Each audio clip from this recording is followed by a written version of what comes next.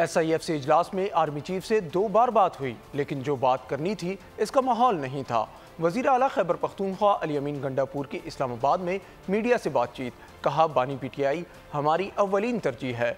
इनके मामले पर एक अलग लेवल पर भी बात जारी है। बजट आईनी हक था, किसी कानून की खिलाफ वर्जी नहीं की। सूबे के हिस्से पर कोई समझौता नहीं होगा। फाटा और पाटा पर टैक्स लगाने की मुखालिफत की है।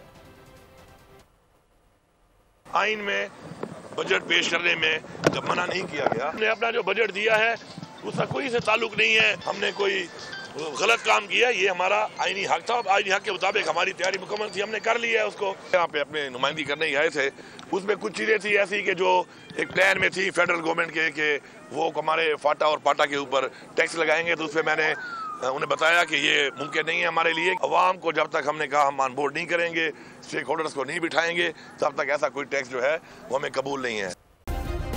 सब्सक्राइब करें और बेल दबाएं ताकि कोई खबर रह न जाए।